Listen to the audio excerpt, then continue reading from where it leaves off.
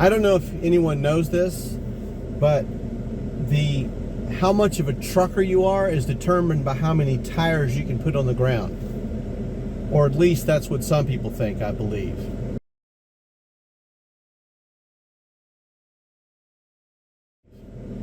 I have seen any number of 3-car trailers, low profile and wedges, with 2 tandem axles or with 3 singles.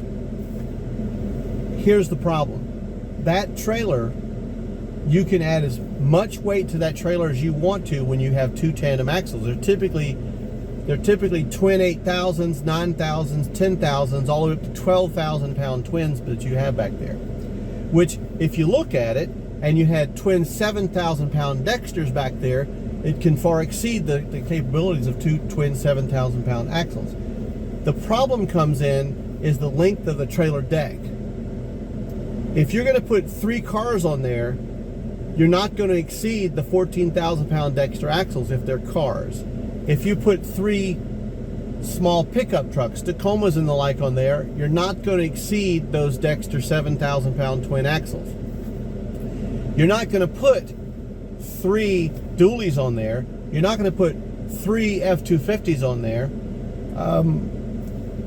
You're not going to do that because they won't physically fit. The trailer 50-foot deck is not going to allow you to fit 3 of any of those things that get real heavy that you need those axles for.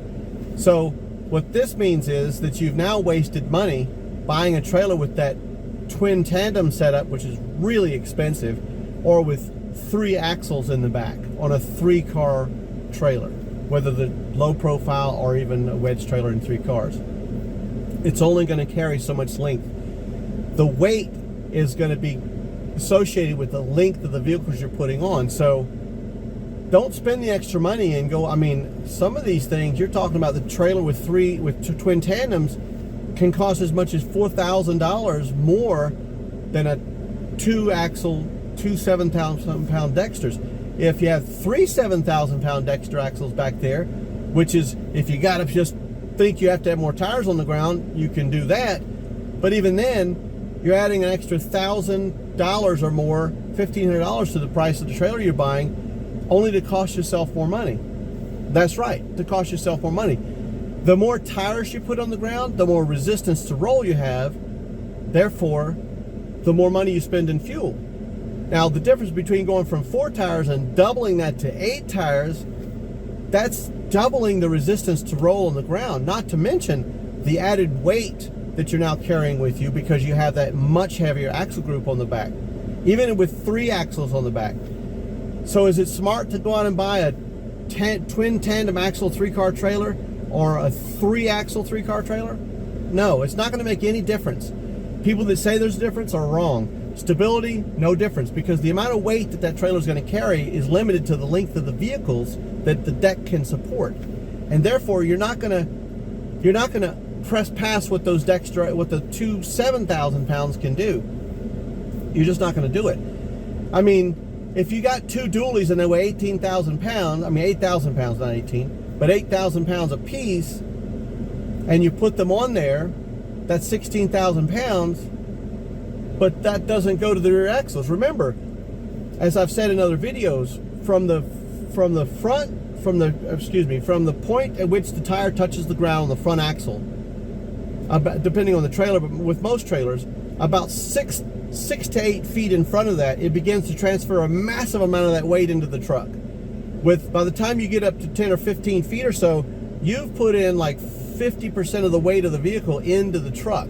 So if you have 2 dualies on there, that's 16,000 pounds. Let's say 18,000 with 2 9,000 pound dualies. The problem is that that's not what's on the rear axle. You're not putting 18,000 pounds on the rear axle, which would exceed the 14,000 pound capabilities of the 2 14,000 pound Dexters. It's not happening. That 18,000 pounds, about 50% of it, about 9,000 pounds, that's being transferred forward into the truck.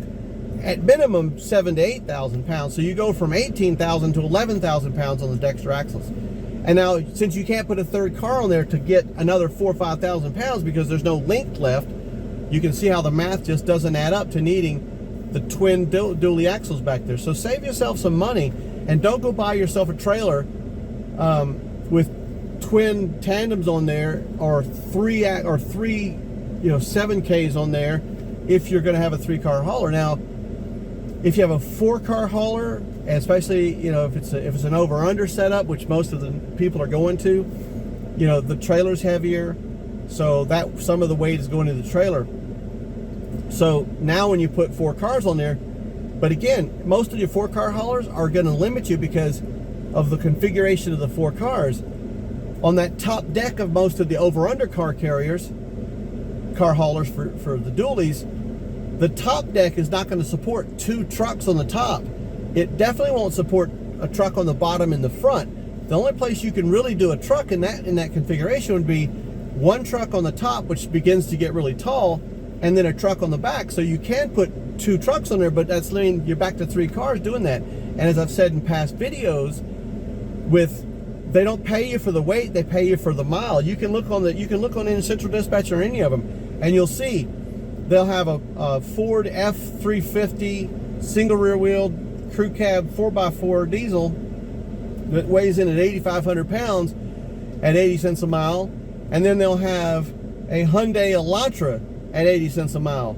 The difference is the more weight you put on that trailer, the more fuel that you use. And when you run pickup trucks, especially if you're running them on the wedge trailers, you're backing them on up top to keep some of the weight onto the trailer part, but you're backing them on, you got a huge flat surface pushing against the wind.